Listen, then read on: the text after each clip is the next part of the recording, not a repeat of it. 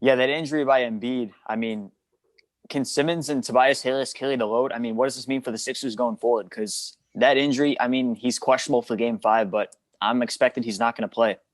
Well, Joel Embiid is the leader of that Sixers team. There's no denying that. Obviously, you have generational talents in Ben Simmons and a great basketball player in Tobias Harris, but Tobias Harris cannot win you games if he shoots like he did last night. 8 for 24, that's 33% from the field. You cannot have your second best player shooting that bad, and we all know Ben Simmons can't shoot. So how are the Sixers going to score all these points when they don't have that big man in the paint that can pick up buckets, secondhand shots, secondhand points, and you have no shooters? How are you going to win games, especially against this Westbrook dominated Wizards team? They might come back. I don't know if it's ever happened. Has a team ever came back from 3 games to 0 in NBA postseason history? No team has ever came back from 3-0, but Oh, I will say this. is this going to be the first time if Embiid is out the rest of the series? I'm not going to go that far, but I mean, I've watched Atlanta play the way they're rolling by the Knicks right now. I could see them being a dangerous out in the second round. But yeah, like you mentioned, Tobias Harris, he's been a very inconsistent player the whole season. So I don't think he's enough to carry the load with Embiid's injury. I think that he outweighs what they can do on the basketball court. How much of a mistake is that now? I mean, obviously the Heat are bounced out, but keeping Tobias Harris over Jimmy Butler has really not turned out well for the Sixers, just in my opinion. Well, I think Jimmy just didn't want to be in Philadelphia anymore. I mean, he definitely wanted to be the number one option on a team, and he definitely proved last year he could. I mean, by getting to the finals. But was that a fluke season? Was that the bubble that saved them? That's what it's looking like because they just got swept by the Bucks. And what does this mean for the Heat going forward? I think they're going to be aggressive in free agency and got to get someone else because I think that that season, that run, was just happened to be some magic they found in the bubble. Yeah, and that leads us to a good thing. Ladies and gentlemen, welcome into episode 36 of the Zoomer Sports Radio on this beautiful June 1st day. Hope everyone had a great Memorial Day weekend. Pat, I know you probably had a great Memorial Day weekend. Pat's in the house for the first time since I'm getting PTSD going back to that game. First time in the house since the Illinois Loyola March Madness game. I've had a 2 month mourning period. That's why we haven't done that. That's the reason we haven't done shows. I've had my 2 month mourning period of loss. Just got to get all the grief out, and I'm back. Illinois is in the past. We're have a good season next year. Hopefully, Trent and DeMonte are coming back. But Pat's back, and we're talking NBA. Pat, how are we doing today? They're doing great. It's been a long time, like you mentioned, since we've done a show. And hopefully, you're going to see an upgrade in our shows from now on because you are seeing not only us again in the studio, but you're seeing the vaccinated version of me and you. So there we go. The shows are going to be up another level from now on. Oh, Let's of get it going. course. The vaccine just made you better at podcasting. Just so if you want to become a good podcaster, let's do it. All right. So going Exactly. back into talking Sixers, that game. So Joel Embiid, he's in for 11 minutes. He gets taken out of the game with right knee soreness. MRI or an MRI will be coming today, so we know the severity if he will be back by say game was it game 5 he'd be back or Game game 5, yeah. 7, game 6. And that's it. And I would like to bring Well, this up to you, yeah. Pat. Oh, go ahead. What were Game you gonna say? 5, he'll most likely miss. All right, game 5 he'll most likely miss. Yeah, so he after 11 minutes of playing yesterday, right came out with right knee soreness. And here's an interesting stat about the 76ers. When Embiid is in the lineup, the 76ers are 39-12. When he's not, they're 10-11 without him, under 500. And that is the best record for any player in the NBA, minimum 1,000 minutes played this year. So Embiid being out is bigger, honestly, maybe the biggest injury for a team in all of the NBA playoffs. And that's why he's an MVP candidate. But I will bring up this other stat about the Sixers. Here's why I worry about them. Not just this round. I think that they'll find a way to win this series, but coming up in the second round, if they get to the conference finals, who knows? They're 16-17 versus winning teams. That's with or without Embiid. So I worry in the future, will they be able to handle better teams as they advance in the playoffs? Because the stats tell you they're not as great as some other teams. Like, I mean, Milwaukee's been rolling. We know what the Nets can do. It's going to be interesting to see how far they advance with or without Embiid. I agree. Pat, just got to ask this little question. I see you wearing a Sixers jersey there. Mind showing us what player that is? The one and the only. Trust the Oh, process. he's wearing the Joel Embiid jersey. Joel Embiid. Yeah, so he's that's a solid jersey choice.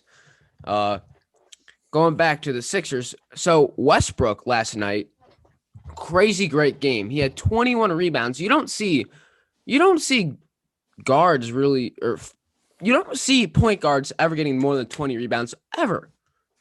Yeah, and That's as a coach, just astronomical. I don't know if I'd want my guard rebounding that much, but at the same time, it's very impressive and inspirational to watch what he can do on the basketball court. A lot of people like to hate on him, but I think he's underappreciated. Right now he trails only LeBron and Magic in playoff triple doubles. He has the lead record in triple doubles. So, yeah, it's exciting to watch him play nonetheless. Granted, it was on 16% shooting last night. Oh, it was terrible. 3 for 19.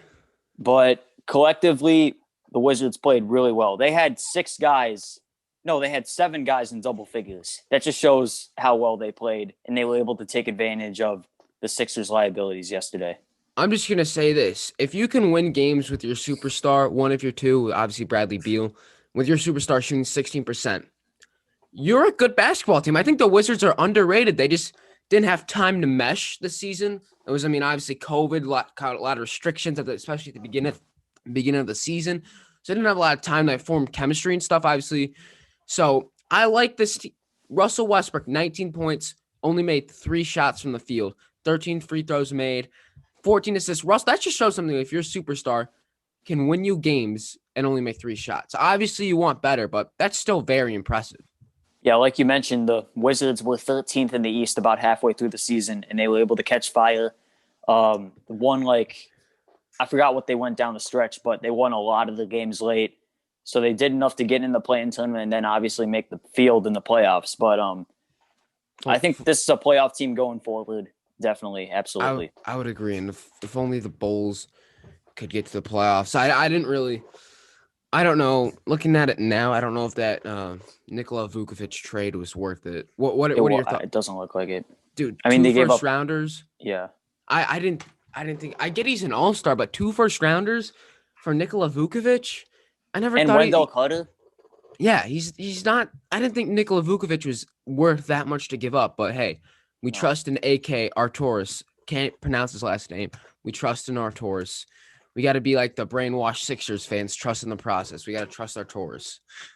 Mm-hmm. And Pat, so going on to, there's another game in the NBA last night. Big game out in the Western Conference. Jazz versus the Grizzlies, Game 4. Donovan Mitchell dropped 30 points, became the 3rd Jazz player in history, along with Karl Malone and Adrian Dantley, to record his 10th 30-plus point game in the postseason history. So, Pat, Donovan Mitchell, how crucial is he and Rudy Gobert to this Jazz team? And what a statement Donovan Mitchell's been making since the injury. But yeah, they're very important. Probably one of the most important 1-2 punches in the playoffs right now. That's why they were the best team with the best record in the NBA. Gobert last night didn't have a huge game, 17-8, but he made his presence known down low. He was able to do what he had to do for them to win. And this is a really young Memphis Grizzlies team, so I'm not going to take anything away from what they did wrong. This is still a young team. Making the playoffs to them is enough of a win. Taylor Jenkins has done a great job with that team getting into the playoffs. Obviously, Ja Morant, really exciting to watch. But, yeah, going back to the Jazz, just collectively, you got Mike Conley, who was a huge acquisition from Memphis a few years ago. You got Jordan Clarkson coming off the bench, who's the 6th man of the year. He's been playing really well for them. And then you got guys in the wings like Bogdanovich, Royce O'Neal, who can be great role players and serviceable. So, yeah, this I like Jazz team. Joe Ingles, too, the shooting guard position off the bench. Yeah, I do see them, however, getting into a little bit of a battle in the second round, whether it's the Clippers or the Mavericks, because I think that both those teams as a 4-5 could be really problematic because they got a lot of weapons. And I think that those teams are probably more depth than this Jazz team as well. They have more depth. Yeah, I think what the Jazz lack that other teams have that would be the weakness, they don't have like a great elite wing defender. Like, I mean, Clippers, they got Leonard. Kawhi. Yeah. Yeah. Mavericks, they got some guys. I think that down the stretch, that could be the weakness and why they can't get to a finals or maybe even the conference finals, depending on who they match up with. And so, yeah, the Mavericks, obviously you got can Tim Hardaway play a little defense? Yeah, they got Tim Hardaway, Dorian Josh Richardson. Finney-Smith, Josh Richardson, and then Porzingis down low. Not much of a huge threat defensively, but definitely a And of matchup. course, you got one of the youngest and brightest stars in the league, Luka Doncic. Yeah, exactly. So they got some skill players that they'd have to prepare for that I don't know how they'd match up with in a 7-game series because we haven't seen it yet. Going. All right, this is a big question here. We might get a TikTok clip out of this. So both guys were drafted back to back. I believe it was a 2020 NBA draft. Zion Williamson. That was 2020, right? 2019. No, it was 2019. Yeah. In the 2019 draft. Oh my God, I'm gonna restart that. My bad, Pat. In the 2019 NBA draft, Zion Williamson went number 1. Ja Morant went number 2. Ja Morant has led his team to the postseason. Zion is not. Zion has battled injuries. Going after their first 2 seasons, who do you think will have the better career? Ja Morant or Zion Williamson? Oh, that is tough. Who has more potential? Zion Williamson. But who will have the best overall career? I'm factoring injury. I'm factoring, durability, everything. And I'm factoring how they've led their team. I think I'm going to go with Ja Morant. I think that he's going to be a really good player. And I would not be surprised in the next 3-4 years if Memphis gets built to a top 3 team in the Western Conference. Because LeBron's going to age. The Clippers might decide, hey, it doesn't work. We got to move off. And who knows how good Utah is. This just could be Quinn Snyder doing an unbelievable coaching job. And then obviously the Suns with Chris Paul. He's not going to stay there forever. So I'm going to say that Ja long-term is going to be the more generational talent. Actually, no, I take that back. Zion's a generational talent, but Ja, I think long-term will be the better player for his team and will be winning more games. And overall will just be the better player, I think. I was kind of hoping you had the other take because I also agree that Ja is going to be a better player just because I feel like he's a better team player than Zion. Zion, he was the most slam dunk first pick, I think, since Anthony Davis back in the NBA draft. I would agree. Zion is he's a specimen. He is just what is he? 280? Or yeah, he's 284, 6'7", 284, power forward. He shoots lefty. He's great in the paint. He averaged 27 points this year in 61 games. That's very good. No, he set a record, I'm pretty sure, for most points in, was it 60, 70 games or something like that? It was really good, impressive. This draft has the potential of having the first 2 picks being Hall of Famers. That's how good these players are. If Zion can stay healthy, he's a Hall of Famer. Just put 27 points per game. That's great numbers. Obviously, rebounds, he's at where's the rebounds section? I'm on 7. 7's decent. I would like to see probably more rebounds out of him. 3.2 assists. His first 2 leagues, and then Ja is over here with 19.1 points. That's great. Ja Morant's a point guard. He's obviously got the assists high at 7. I think these guys are Hall of Fame potential players. I don't know if you disagree or agree. I think these guys have a chance obviously it's way too early. I think these guys have shots to go in the Hall of Fame though. Yeah, no doubt. And Zion, to his point, I mean, he's already signed a shoe deal with Nike. So he's got that going for him. Huge. I mean, I believe he's one of the youngest to ever do it, but both these guys are going to have outstanding careers and Hall of Fame potential for sure. Oh, 100%. I was kind of hoping you're taking the Zion so I could argue the Ja, but I'm not gonna disagree with you. I love that pick. Love what you agree there with Ja. And Pat, before we talk Lakers Suns, because this is gonna be a long segment, I would just like to say, what is going on with NBA fans right now? Is it just the adrenaline of being back in the arena with full crowds or half crowds, being back in action? NBA fans, what is going on? You're throwing popcorn at Russ Westbrook. You're throwing water bottles at Kyrie. You're running onto the court during the middle of the Sixers game. What is going on with fans right now, Pat? It's extremely immature and very unacceptable. But at the same time, I can understand from the standpoint of, these fans haven't been in the arena for over a year. So obviously, definitely a huge deal right now in the NBA. I mean, obviously, you got the water bottle thrown at Kyrie, the popcorn thrown at Westbrook. Is it worth it to throw a Dasani at Kyrie and get arrested and probably get fired from your job? No. Just hold on to your Dasani and just boo Kyrie. Like, come on. And they even charged him with battery assault, which I thought was a little over the top. That's over the top. He should have just Kyrie on that water bottle. He should have been thrown out of the stadium, banned from where was that? Was that at TD or TD Barclays? Garden? Yeah, he should be banned from the TD Garden. That's what should happen to him. He does not deserve battery assault. No, it was extremely tedious. It was way over the top. That's way over the top. But at the same time, I think he'll be able to win that one at court. That fan. Yeah, but I think that they do have to ramp up the punishments a little bit for considering that it's gone on for this long. I mean, it's like the 5th time it's happened just in the playoffs alone, which could be just the excitement of being back in the arena. Yeah, the ability to express yourself as fans. With all those fans finally being back, there's a bunch of drunk assholes out there in the stands. I just had to bring it up because what was going on, I didn't know. And now let's shift over to the series everybody's talking about. Lakers, Suns. Pat, can I get your initial reaction after the first 4 games, series tied 2-2? My initial reaction, LeBron's going to make history. He's going to lose his first ever first-round playoff series. He's 14-0 in his career. Anthony Davis is out. I'm sorry. I don't think LeBron can carry this team. Not when you're going up against D-Book and Chris Paul, who's been in the year just as long as him. I mean, he's going to make a statement. If Chris Paul can stay healthy, when he's healthy, when he plays 30 or more minutes, they're 2-0 in the series. When he doesn't, they're 0-2. And Davis has been in all 4 of those games for the most part, and then he got injured last game. So what I read it as is that the Suns are going to win the series if Chris Paul stays healthy.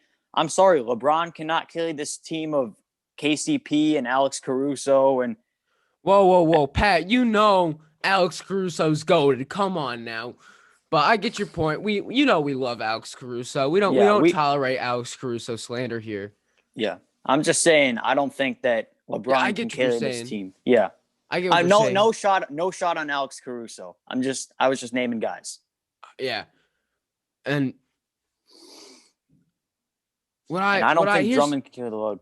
Oh, Drummond's, yeah. I've actually seen stuff that people think Drummond is more valuable to that team than Anthony Davis is, which I think is just absurd. What? Yeah. Wait. Like I saw it was like dumb like TikToks and stuff that Andre Drummond's more valuable. I just thought that was stupid. I get Drummond gets rebounds, but AD is the main scorer on that team.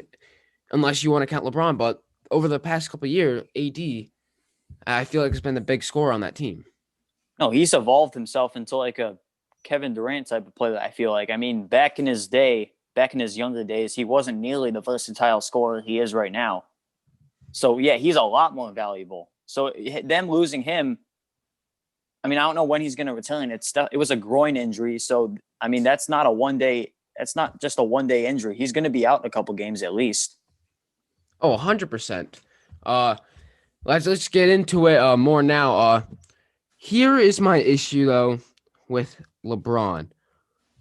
Unless Father Time is finally caught up to LeBron, we know this is Bulls fans. In playoff series, LeBron, he will always give you hope. When the Bulls, 2011 Eastern Conference Finals, we won that game, first game big with that Taj Gibson famous dunk.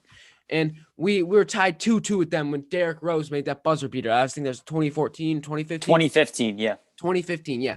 And when we played them without him, when Noah was an MVP candidate, he won Defensive Player of the Year, we won 2 games against them. He always gives you hope. You always win 2-1 games, and LeBron gives you hope. Then he takes a knife, cuts your heart out, then rips it out with his hand, squeezes your heart until all the blood's out. That's how I feel like cheering against LeBron. He always gives you hope in the NBA postseason and then just rips you. Yeah, going back to what you said about LeBron, I mean, I'm just thinking firsthand 2018 Eastern Conference Finals against the Boston Celtics. I mean, it was against Jason Tatum, who, I mean, they showed a picture with Jason and LeBron when Jason was like 3 years old. And then he had that massive dunk on LeBron. And then the Celtics were up like 10 in that game. The crowd was going crazy. Every home team had won the game in that series. And then LeBron, as you said, just rips your heart out, squeezes the blood out, and just closes a team of very mediocre Cavs players. You could call them the Cleveland LeBrons even, because they made the finals solely because of him. They're not even going to I make mean, the I playoffs would if it because weren't for him. Kyrie helped them win it against the Warriors that one. Kyrie But wasn't on that team. the what? Which one? The first? 2018 Cavs. Oh no, the 2018 Cavs was Isaiah Thomas and a bunch of just no. Was like Iman Shumpert still even on that team? His Amon Shumpert's made a basket since he entered the league. Oh my God.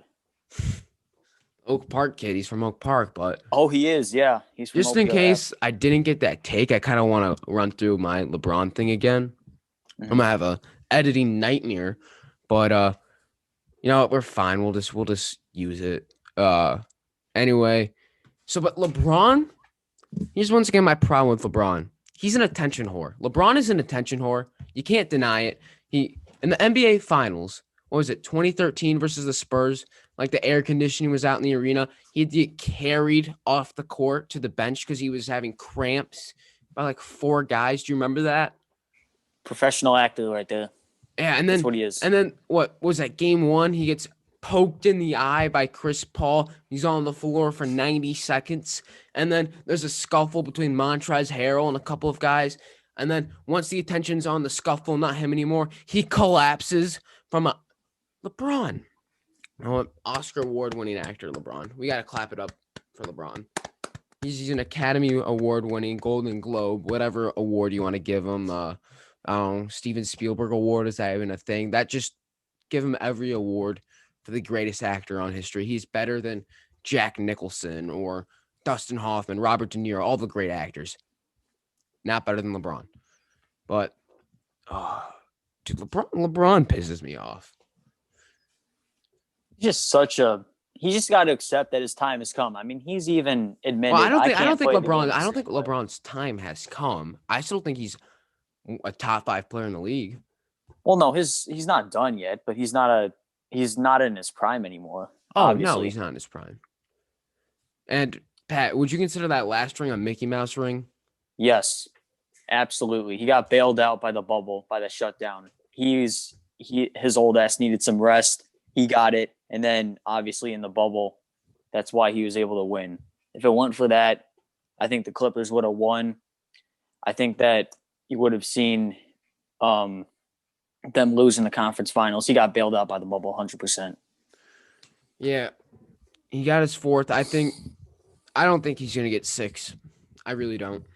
No, I don't. I would really love Chris Paul to win a ring before he retires, and this year's looking pretty good for him, maybe. Yeah, Chris Paul's the one guy in the league who I feel like deserves a ring based on what his career has meant. I believe was Chris Paul? No, he was 04, so he was not in the same draft class as LeBron. But yeah, I think that he deserves a ring, and the way it's looking this season, it looks like he's going to get one if he keeps it up. I really hope Chris Paul. I'm looking up what draft Chris Paul was in.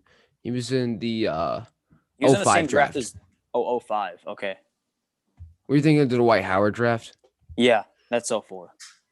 Nah, so in the 05 draft went Andrew Bogut first, Marvin Williams, Darren Williams, Chris Paul, and then Chris Paul, Raymond Felton. Mm-hmm. That was pretty good. Darren Williams, my Illini there. And then other than that, not that many notable players went. Danny Granger, Andrew Bynum. Danny Granger was a 1-year wonder. He made an all-star team 1 year and then just fell off. David Lee. He was the David Lee was the Starling Castro of the Golden State Warriors. He got traded the year. He was on that team when they were bad. On that team when they started to get good. Traded the year before they won the championship. He was the Starling Castro of the Golden State Warriors.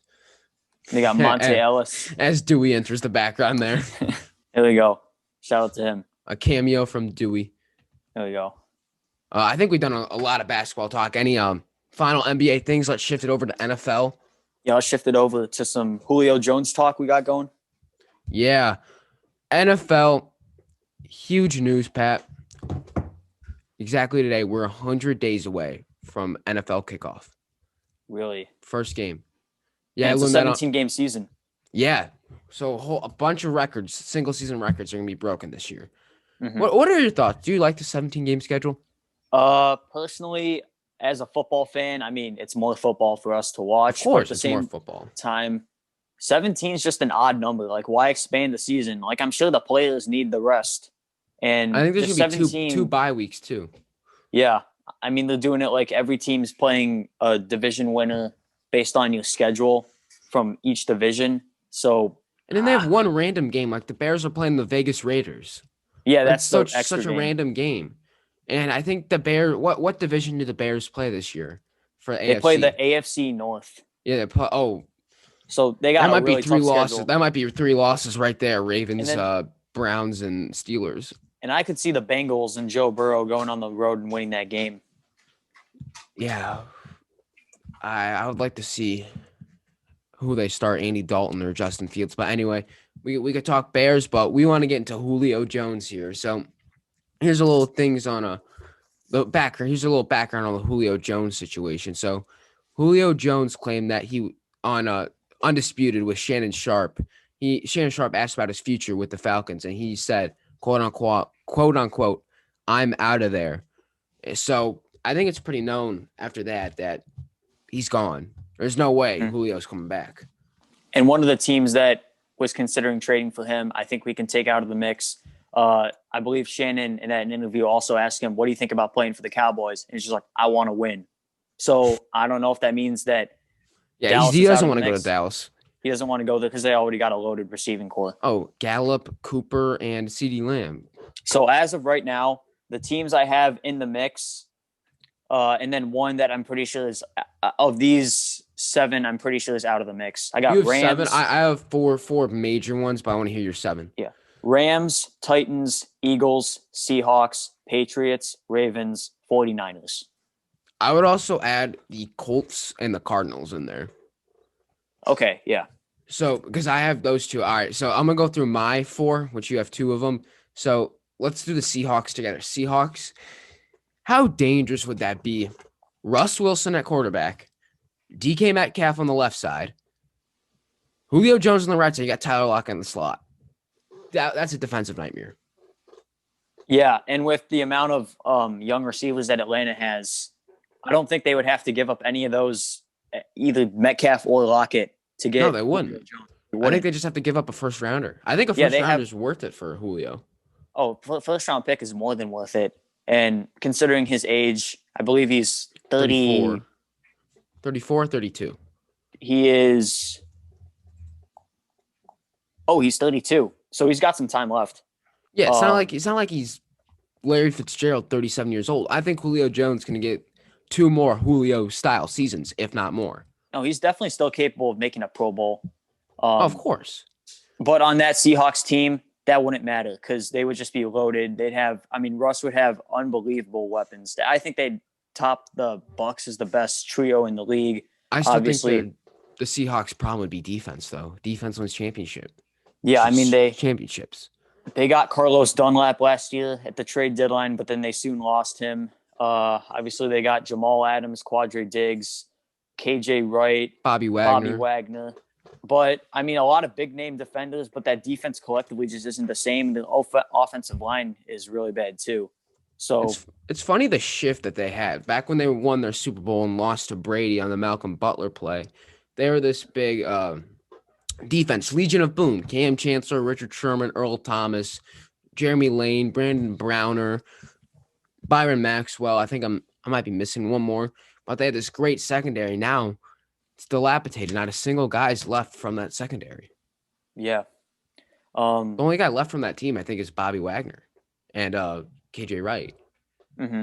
I think that's all they got left. And then go ahead. Go ahead. No, you go. I was going to say another thing. I think the Falcons said they would like, if necessary or if possible, they would like Julio to be on an AFC team. They'd like to trade with an AFC team. So that obviously Colts Titans, I really like that. Obviously Colts. Let's look at their roster. Receiving core, not great. You got Michael Pittman Jr., Zach Pascal, and T.Y. Hilton. I think you bring Julio in there, instantly makes T.Y. Hilton better because T.Y. Hilton's not getting the best quarterback every game. It's going to Julio, and Julio can beat best cornerbacks. T.Y. Hilton isn't the same guy as when he was with Andrew Luck. Yeah, and T.Y. Hilton and Julio are around the same age, but T.Y. is not nearly as explosive or as talented as Julio. So I don't near. think And T.Y. he isn't doesn't have. even. T.Y. was once a top 10 receiver in the league. I don't think he's even close to top 20. Yeah, I'd say he's right around there. Yeah, But he's still a great, very talented receiver, but he's not what he used to be. I think that's what we're trying to say. he's a fantasy disappointment from year to year. But I think the Colts could use him definitely because they got a lot of young receivers. So I don't Zach know Pascal, how much. Michael Yeah, Pittman, Tariq Black, Paris Campbell. Just yeah, name he a would do few. better on a veteran team, I'd say. And Um, what about the Tennessee Titans? Now would be a we talked about defensive nightmare for Seahawks. This would be defensive murder. Derrick Henry, AJ Brown, Julio Jones. yeah, and they lost Corey Davis and Jonnu Smith in free agency, so they could use They did pick someone up to Josh Reynolds though. Josh Reynolds. They did pick up, but I don't know if That's not going to replace Corey Davis. Josh Reynolds is a really good number 3 receiver. I don't think he's a number 2. I would agree with you on that. And on the Rams, I'm pretty sure he was the number 4 because they had back when they had Cooks, Woods, and Cup. Yeah, I agree with you. I don't think he's a number 2 either. But Julio, I think the Titans, if they're not Titans and Colts, they're neck and neck. I think for that AFC South division. I think if you put Julio on either one of those teams, they're instantly higher than the other. And the Titans actually did lose Arthur Smith, the offensive coordinator, to the Falcons head coaching job. So that's probably what would set them back if they were to take a step back this year. And I think the Colts will win the division. But if the Titans land Julio Jones, that changes everything. I think it's going to depend on what Carson Wentz the Colts get. Do they get that, what was that, the 2018 season, 2017 season where he was MVP caliber? Or are they going to get last year's Carson Wentz, who was terrible? He got benched to Jalen Hurts. He was benched to Nate Sudfeld, for God's sake, that last game. I'm not going to – that was controversial. I'm not going to count that against him. Frank Wright, I think he was the OC in Philly when the Eagles were good. I think he will fix Carson. I truly do. I think Carson Wentz will get fixed by Frank Wright. Yeah, I don't think he'll be quite to MVP for him, but I think he's definitely going to be back to Pro Bowl level player ability. And I think that the Colts are going to win the division and make some noise in the playoffs. But if they get Julio, he could come back to MVP for him. We don't know.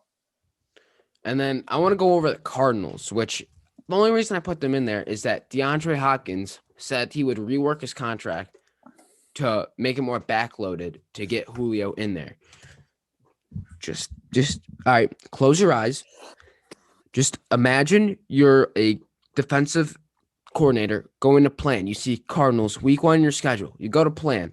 You see D-Hop, Julio, and AJ Green. And Christian Kirk. Maybe Larry Fitzgerald if he comes back too. Who knows? But how are you going to game plan against that? I actually wasn't a huge fan of the AJ Green pickup. I thought it was a little overrated. But obviously bringing in Julio, defensive coordinators they would not get any sleep. I still think AJ Green's going to have a better season this year because he's not going to be the number 1 target again. He's going to have the second guy to beat. He's a number 2. Yeah, he'll be productive when he does get his. Oh, and they got Rondale Moore from Purdue in the second round. Oh, that's right. Dude, the Cardinals might have a shot to win this division. Obviously, you got Chase Edmonds and James Conner in the backfield. Kyler Murray looking to have a good season. Big pickup in J.J. Watt. Hopefully, he can stay healthy, but Chandler Jones will be back. Oh, Chandler Jones. Isaiah Simmons looking for a great sophomore season. Jordan Hicks in that linebacking core. Man. Buda Baker and This Robert Alford, of course, in the secondary. this division is This team is loaded. sneaky good. I think the NFC West best division because all four teams, maybe not the Niners, but if they could get back, if Jimmy G could play good or Trey Lance, they could have four potential teams in the playoffs. Obviously, it's not going to happen because it's never going to happen. But one team's always going to get left out. But they're going to at least have three teams like last year. No, I almost had three teams like last year. The Bears snuck over the Cardinals, but they're going to have three teams in this year. No, You I'm can mark thinking my about words. Mark my words. June 1st at 9:27 a.m. Central Time, Andrew Moody stated on episode 36 of Zoomer Sports Radio that there would be three teams from the NFC West in the playoffs. Mark my words, Pat. I got you. But I'm looking at the rest of the NFC South. Bucks will obviously win the division. I could see the Saints missing the playoffs because they'll have Jameis and a new quarterback, new system. Taysom Hill. NFC North. I could see one of those teams making the playoffs and only one. Because Bears, we don't know. Packers, what's Aaron Rodgers' future? Which Aaron Rodgers is going to the Denver Broncos. I think that might be it. We should, after Julio, we got to talk some Aaron Rodgers. Yeah, we'll talk that next. And then, Vikings, you never know. Lions, we know they're terrible. garbage. Terrible. Jared Goff, come on now. And then the NFC East, historically, that's a one-team division the last few years. So that's I like could see 6 and all 10. four. I could see all four NFC West teams making the playoffs. It's a very lopsided NFC. So Pat, you want to run through your other five? I think you have 5 or 4 teams for Julio. Yeah. This one I don't know that much about. Eagles. I mean, they just got Devontae Smith, but they have the picks to make it done. Obviously, you got Julio Jones, and then Jalen Hurts, both Alabama guys. I mean, didn't play together, but some tradition there. And then obviously the Pats. They were aggressive in free agency, but they got a lot of. I totally forgot about the Patriots on my list, but yeah, Bill Belichick aggressively wants Julio. Yeah, they got a lot of B to C guys in the Cam Newton's free agency. Good friends with Julio, playing against him all that time in Carolina. Yeah, and they got They got Kendrick Bourne, Nelson Aguilar, Johnny Nelson Smith, Aguilar, dude. And if Nestle Butterfinger was a player in the NFL, it would be Nelson Aguilar. Yeah, worst candy, worst receiver. I mean, he did have a good season with the Raiders, but Pat, what are your thoughts on Butterfingers? I thought that was Jared Cook. So he's Evan Ingram, maybe. No, Evan Ingram's brick hands. He's brick hands. Evan Ingram had no business going to the Pro Bowl last year at all. I agree. It should have been Robert Tonyan. It should have been. Even as a Bears fan, I'd say that confidently. But Patriots could use a number one receiver for Cam. Of course. N'Keal Harry, I don't think is it. N'Keal Harry's a bust. And then had way better guys. But I think you ready for some Rodgers talk? Yeah, I'm ready. Let's go. All right. Aaron Rodgers has just been seen in Hawaii posting pictures with actor Miles Teller and his wife or fiance. I don't know that whole thing. He skipped offseason OTAs. So did for the top 4 receivers besides Amari Rodgers. He's a rookie. He has to go. But Marquez Valdez-Scantling, Devontae Adams. I can't name the other 2 because I just Allen Lazard and Geronimo Allison. Geronimo Allison is on the Lions, I believe now. Oh, so Allen Lazard's one of them. Don't remember the other one because frankly, Equanimous St. Brown. Yeah, that's the other one. Yeah, I thought the Green Bay Packers had wide receivers had crazy names. It's hard to remember. St. Brown, Marquez Valdez-Scantling. Those are crazy long names. Hard to remember. Allen Lazard, pretty easy. Devontae Adams. Everyone knows Devontae Adams, but I think Rodgers' time in Green Bay is done. That'd be awesome for the Bears. That will be terrible for Patty Mahomes, my Chiefs, though. Terrible. Yeah. I mean, you're going into a division. It's a loss either way for me, Pat. It's a loss either way. One of my teams got to face Rodgers twice. Yeah. And then the Broncos got a really good receiving core. Obviously, you got Jerry Jeudy, Cortland Sutton, KJ Hamler, Sean Hamilton, Tim Patrick, really good 5. And then you got Noah Fant, the tight end. You got Phillip Lindsay and Melvin Gordon at running back. Royce above Freeman too. the offensive line. Who? Royce Freeman. Royce Freeman too. Oh, And then you can't, dude, Pat, you can't forget Kendall Hinton, the wide receiver who started at quarterback go. when they had all their quarterbacks out due to COVID. Come on, you can't forget Kendall Hinton. He's going to be the next Taysom Hill. Mark my words. He was terrible. He was terrible. What, two completions, 3 interceptions did he have? Yeah, it was not good. I mean, how are you gonna win that game? But is it too early? Do you think it's too early to give up on Drew Lock? Yes. He I showed agree. a very I strong agree. lack of maturity. I mean, he's doing dances in the end zone, like he's making TikToks in the end zone. Stop it with that. You're the leader of a franchise. You're representing John Elway, the Denver Broncos. As a quarterback, you should not be doing that in the end zone unless you've put yourself You're not Juju Smith-Schuster. Quarterback. Well, no, for a wide receiver, it's different. But for a quarterback, you should not be, unless you've earned the right to, you should not be doing that kind of stuff in the end zone, like Drew Lock. I mean, Drew Lock's still like kind of a nobody in the league. I don't think anyone's gonna disagree with me on that. Yeah, one. no one's gonna want to trade for him either. I'm just saying, I think it's too early to bring Drew Lock to give up on Drew Lock, but if you can get Aaron Rodgers, who's a top 5 quarterback in NFL history, you go and get Aaron Rodgers. That's a no-brainer. No doubt. So I think at this point, given the fact that him and 4 Packers receivers missed OTAs, I think they're all on board that they got to move off this thing. I mean, they traded up to draft Jordan Love. You got to give him at least some starts. You can't just sit him the whole time. You got to see his potential. I mean, he wasn't even on the active roster last year. You traded for Blake Bortles. So I don't know how they were planning on using him, but they at least got him. I think they got to move off of him. They definitely have to. And the Broncos right now is looking like a good option. Obviously, I mean, what are the other candidates at this point? Brett Ripon. No, I'm talking about Teddy Bridgewater. I'm talking about where Rodgers can land. Oh, Rodgers. I think the only spot that's been thrown out is Denver. I mean, maybe if they didn't draft Trey Lance, I'd say maybe San Francisco. Because I would agree with you on that one. I mean, you could still go with Trey Lance, just like do a Garoppolo for Rodgers trade and like throw like 3 first-rounders in there. I think they would do that. You could groom Trey Lance. You could possibly win a very, very competitive NFC West. And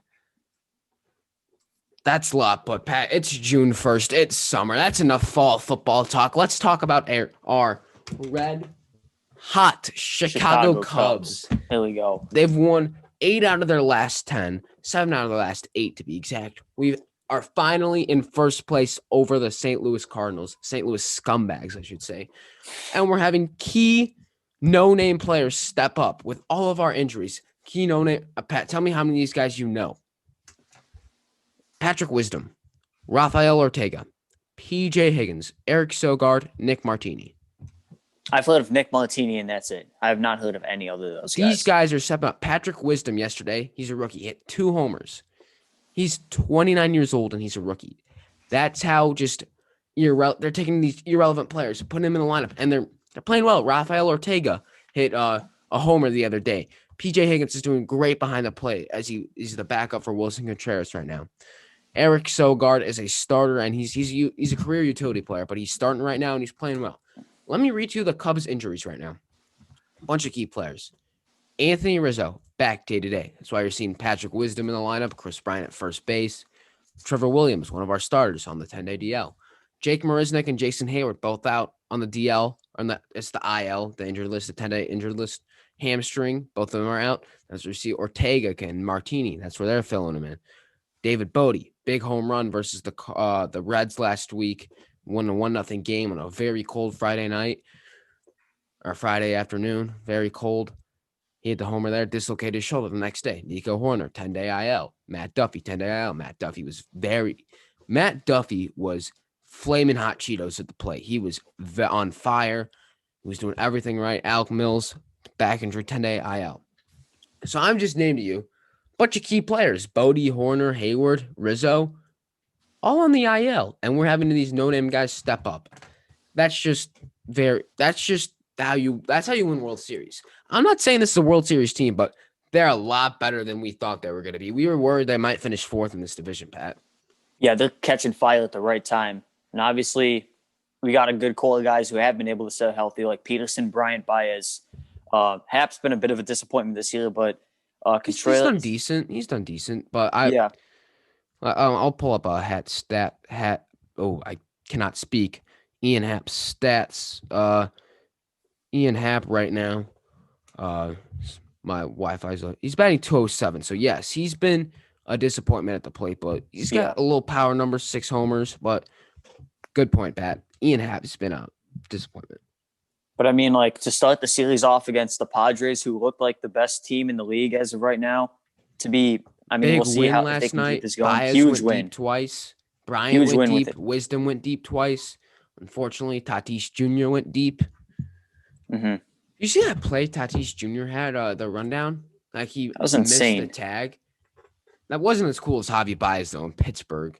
Oh my gosh, Dude, a rundown between home and first base. Will Craig, the Pirates' first baseman, all he had to do was step on first base. The run would not have scored. There was 2 outs, and Baez gets to second base on a dribbler.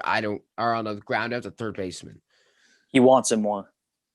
He clearly does because what is Baez batting like? He's batting 260. He's better than I thought he was. I thought Baez was struggling a little. Yeah, 13 homers, 36 RBIs. Baez is doing sneaky well, but Chris Bryant, we need to extend Chris Bryant. We need to lock him down, Chris Bryant. He's batting 324 right now, 12 homers, 36 RBIs, OPS 1.016. So high right now. I think the guy we need to extend this offseason is Rizzo and Bryant, not Baez and Rizzo. Yeah, and I mean the fact that just a couple of years ago we were considering trading Bryant, we wanted to bring in Arenado. Obviously, that didn't work out. It paid off because I mean Bryant's been bouncing back. He's been having a great year, and the Cubs right now. How many games are they ahead of the Cardinals? 1 half. They're half a game. 1 half. 1/2 a game. They can keep this going. Half a game ahead of the Cardinals and 1.5 games ahead of the Brewers. Yeah, and they're a lot better than the last 10. So if they can keep this going, their run differentials plus 32. Everyone else in the division, Cardinals is exactly even.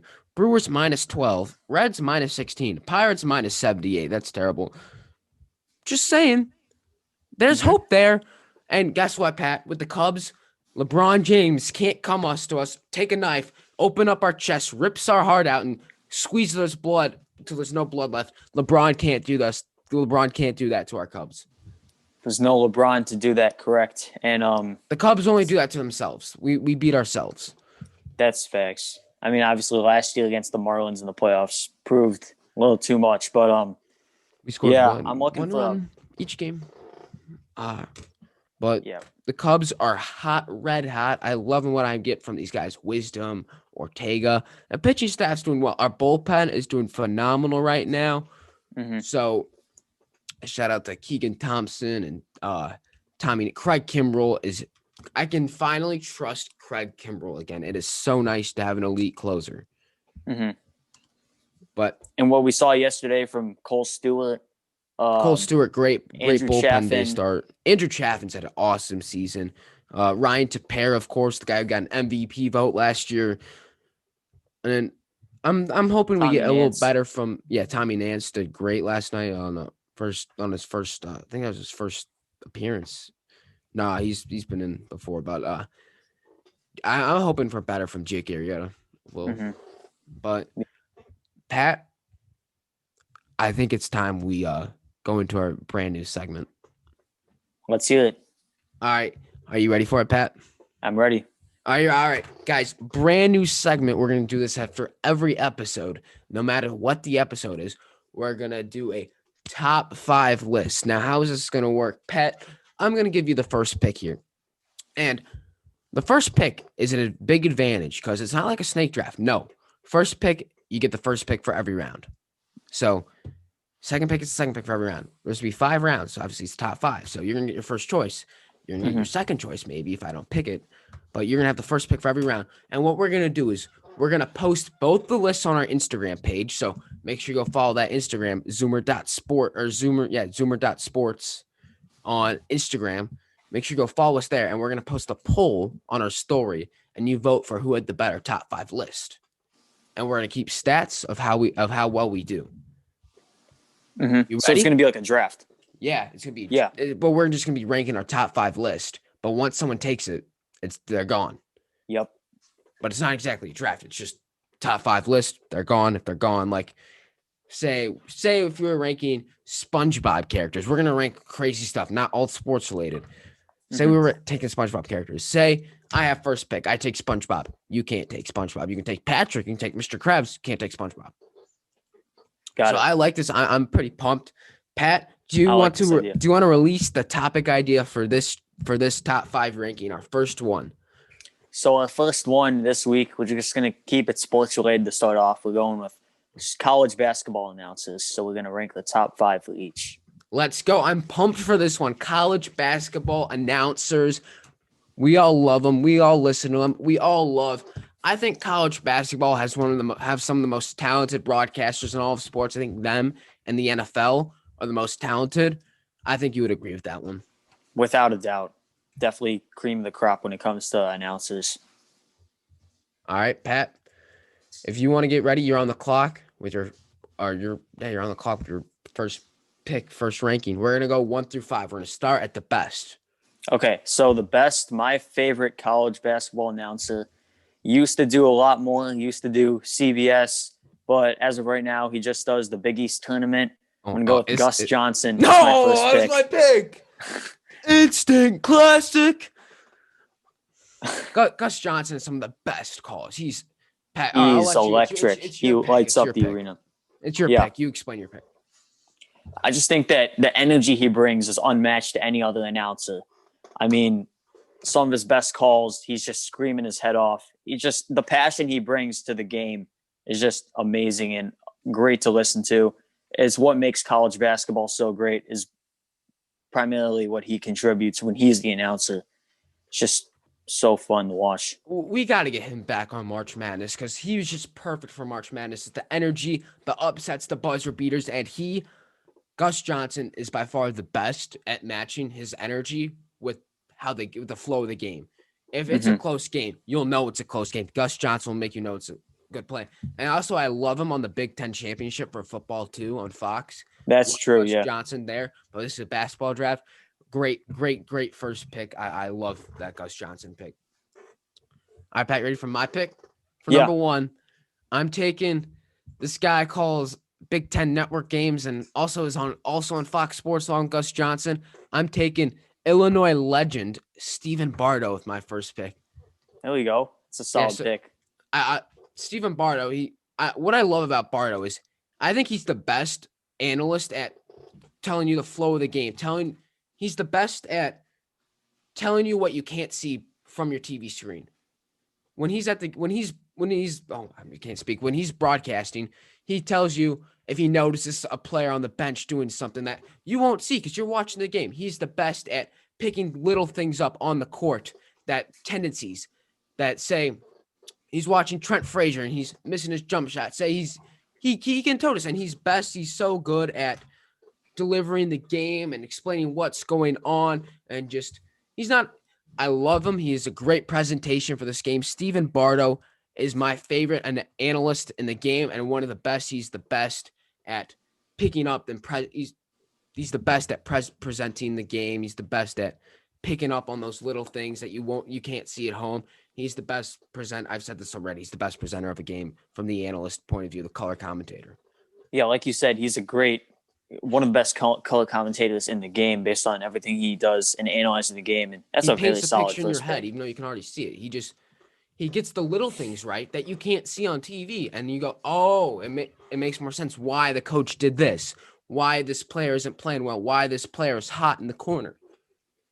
Yeah, that's why Big Ten games are really good to watch because of what he provides. I love Bardo on the call. That's why Bardo's my number one. That's why Bardo's my number one choice, number one announcer. Pat, what's your number 2?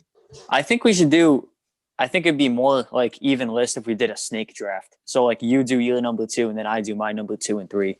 No, I think I like the top 5 just because it provides an advantage. All right. I'm on my second pick. And I'm going to go from what's it called? Monday night, Big Monday. He does a lot of these games. Are you taking? I think I know. Bob Wischusen.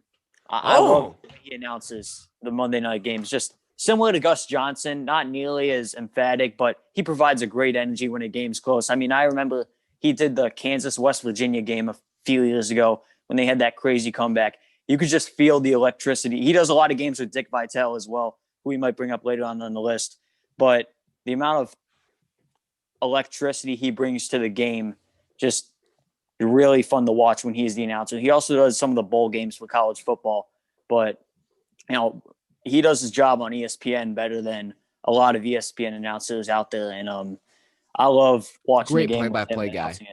Great, terrific play-by-play. Great play-by-play guy, one of the best at ESPN. That was a good pick for you. He was a little lower. Might be on my top. He might have been on my top 5. He was a honorable mention in my book. Maybe just getting that 5th pick, but for my second guy, I'm going to the studio. This guy, you know him. I will say, I hated how he wasn't with the main guys like he was last year and in previous March Madness. But I'm going Clark Kellogg. Ooh, I love Clark Kellogg. His his analysis is top notch, telling you at halftime events what the coaches need to do to adjust to get their teams back. And I mean, Clark kind of fooled me because Clark was like, Illinois is winning this game against Loyola. Brad Underwood's going into that. He's going into that locker room, kicking some trash cans, not getting them back in the game. But love Clark Kellogg. I wish he was with Gumble. He was with Gumble, but I wish he was with Kenny Smith and Charles Barkley, like he has in past years. It was Gumble, Kenny Smith, Kenny the Jet Smith, Chuck Barkley, and Clark. But this year he was with Seth Davis, Wally. I don't remember his last name. Wally something. Zerbiak. Yeah, Zerbiak. And Andy Katz was with Chuck and Kenny in Atlanta. I wish Clark Kellogg was there because I think they have great chemistry, but that is my second pick. So I've noticed some tendencies. I think there's going to be some analysts up in your picks coming soon, some play-by-plays up in my picks soon. Yeah. Let's see. So this is my third pick. I did not have a list planned out, so I'm just going based off of on the fly. For my third pick, I'm gonna go with a March Madness guy. I'm gonna go with Vern Lundquist. I love when he does the games. He doesn't do March Madness as of late anymore, but I just love some of the signature calls he has, like "How do you do?" when and just all the plays that he announces. I just think is unique, different perspective, but he brings a uniqueness to his announcing, and not the most eccentric guy, but different type of announcer that I think is really unique and fits the college game well. So I would go with Vern Lundquist as my third pick. Great pick. I'm bummed. I loved him on SEC on CBS. Mm-hmm. I can't disagree. That was a great pick. But still another play-by-play guy. I know who I'm going to take with my third pick. This man, you can't have the Final Four without him. I'm taking Jim Nantz. There we go. Solid pick. I think this is a no-brainer here. I don't think I have much to explain. He does great with the PGA on CBS, does the Masters, does Super Bowl every 3 years. Awesome with Tony Romo on NFL on CBS. But I love how he's the voice in your head. Like when you're thinking about sports, he's the narrator. Jim Nantz, talking sports. I don't know. His voice goes on great with the basketball game. He knows his stuff. I really like Jim Nantz on the call. He's one of those guys where I'm not going to mute the TV. I'm going to listen to Jim Nantz and see what he has to say. That's my pick, Jim Nantz. He's my first play-by-play guy to go off the board. So, I need some analysts here. I'm trying to think of maybe who your possible picks could be. Yeah, I'm not going to go with an analyst on this one. I'm just going to stay in the box, but I'm going to go with a color commentator. I'm going to go with what's this? Dude, I forgot. Who was I going to say? Shoot. What channel is he on? Oh, I forgot. Dick Vitale. Oh, I had to, obvious yeah. pick. color commentator. Just that I'm going with a lot of guys who fit the just brings electricity to the game, brings a great atmosphere. I've noticed that pattern. Makes it a great time. That's my kind of announcer. But Dick Vitale, I mean, the excitement and the passion he has for the game is unmatched to any other announcer, especially for a guy of his age. Oh, baby, I mean, it's going crazy here down in awesome, Lexington. The Cameron Crazies are going nuts. I think Dickie V might be one of the best guys to impersonate. Trying to think of another one. Unbelievable. Yeah, just the passion. You can't be doing that down here in the paint here in Bloomington, Indiana. You can't be doing that. And I just this crowd is electric. Yeah, at every game. I think us just doing the impressions explains your pick right there. Exactly. Just him every game. He expresses such a passion for the game. And just, I love also, he's on ESPN Bracketology. He always expresses with such a passion his empathy for a team that didn't get in. He's everything you want in a college basketball fan as an announcer. He's just, as a fan of the game, he's one of the best there is, because you can just feel his excitement for what he does in the announcing box. And he's too good to keep off of either of a top 5 list. Oh, 100%. And a lot of guys this year were saying, oh, Dickie V might be too old. Hey, he was in his studio this year calling games. Give him a break. I get he's older, but he wasn't at the game.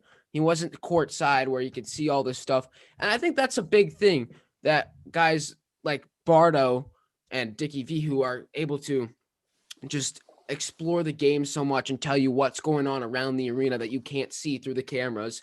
And when they were broadcasting in the studio, they missed that, and yet we're still able to do a phenomenal job at it through a monitor. Mm-hmm. That just shows you how good they are at their jobs.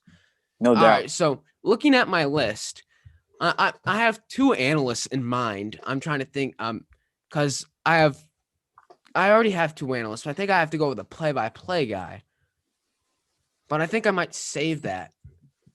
I'm just taking the best guy available, in my opinion. I'm taking Bill Rafferty. That's a really good pick. This guy, he broadcast the Final Four, CBS, Onions. Everyone knows. Everyone knows Bill Rafferty he's the GOAT, I'd say, of analysts right now. He's been doing it forever. He's got his one-liners that are classics. And Bill Rafferty's just a great announcer. I love what he does. He gets to know the players on the teams before he calls the games, and he's been doing it for 30 plus years. I just think he's just great at his job. I love him, especially him and Nance. I mean, are you a big Grant Hill fan for announcing? I like Grant Hill. I think he complements the Final Four well, but Bill Raftery is definitely the dominant color commentator. Yeah. When it comes to just the expression, all the expressions that he says, I don't know what he's saying half the time. Bill Raftery and Dick Vitale, we just had the inverses of each other. They're the same guy, just different networks, pretty much. Yeah, pretty much. All right, Pat, last pick. Looking like you need an analyst. I think there's a obvious answer here. Yeah, I need an analyst. From ESPN. I know who I'm going with. You can't have college basketball without him, because you can't have March Madness without him. You wouldn't know what the bracket is without him. The one, the only Greg Gumbel in the studio. No, I had to go with him. No, that was my 3rd pick. That was gonna be my last pick. No. I had to go with him. No. He's just the best. He's the March Madness OG. He's been doing it for about 20 some years, announcing the field. Jayhawks of Kansas. The Jayhawks of Kansas. The Duke Blue Devils. You can't have a tournament without him. He's the best at announcing the field. Every time I hear his voice, hello, friends, and welcome to the 2021 NCAA Hello, friends. Basketball It's Jim Selection Nance. Show. Come on. Hello, friends. I just get a spike of adrenaline because I'm so excited when I hear him announce in the studio. He's so good at what he does. And what's even more special is he only does the March Madness, the tournament. He doesn't do the regular season. He doesn't. That makes it even special because it's like Casey Stern or Adam Zucker who does the normal. Yeah, because when you hear his the first time you hear him talking basketball is the selection show. With the first overall pick, the Bulldogs of Gonzaga will be the number 1 overall seed selection by the committee. and they will play the winner of the first 4 games to be played between the Spartans of Norfolk State and the Appalachian State Mountaineers. Dude, Greg Gumbel, dude, that was my pick, and you kind of stole it. But knowing that you have to get out of here, I'm gonna make this quick. I thought you were gonna take this guy, but I think he's on the board. Got to take him. He's my highest left available. I'm taking Jay Billis from ESPN. Oh, great, solid pick. I thought you were gonna take him there, so I'm fine. I was either between my final 3 picks were Brian Anderson, who's phenomenal play-by-play, and great at MLB too. Yeah, he's phenomenal. The MLB does the Brewers as well. Jay Billis or Dane Schulman from ESPN as well. Mm-hmm. So I was between those 3 guys, and I think I have to take Jay Billis here. Obviously, my draft is definitely more analyst-based. Jay Billis, I think, might be – Jay Billis is so good in the studio, and he does great at games. No, he's really versatile. Yeah, he's a very versatile guy. Clark Kellogg used to be doing games. I like Clark Kellogg. I think I like Clark Kellogg better in the studio than I do broadcasting games. I don't know. Would you agree? I mean, he used to do some March Madness games. He used to do March Madness games. Yeah. But now he's on studio. So Pat, I'm liking our drafts. We have to see what the fans got to say. So make sure you follow that Instagram. We're gonna post the poll later today. Who won? Pat, this is gonna be tough. I'm going to leave that to the fans. I'm not going to say who I think won. I'm going to leave that to the people on Instagram. Yeah, but make sure, just for everyone to know, we're going to end this episode here. But before, what do they got to follow? They got to follow us on Twitter. Everything is going to be linked in the description of this video or on this podcast, YouTube, Spotify, Apple, Twitter, Instagram, our website. Go drop a follow. You're going to want to vote in this poll. Would you agree? Yeah, absolutely. Don't miss the opportunity. Let us know what feedback, and then let us know if there's some top 5s you want to see, and we'll take your input on that as well. Just send us a DM on the Zoomer Sports account. So that's going to be it for today. Pat's got to get over to, track practice? Or no, you got to get to work. Yeah, I have to get to work, yeah. You still at the Walmart? No, I'm looking at the pool this summer. All right, he's got to go lifeguard. He's got to go save some lives. Pat, you're a true hero. We should have a lifeguard appreciation day just for you, Pat. You're saving lives. It's awesome to see you do. Yeah, all right, let's get out of here. Zoomer Sports out.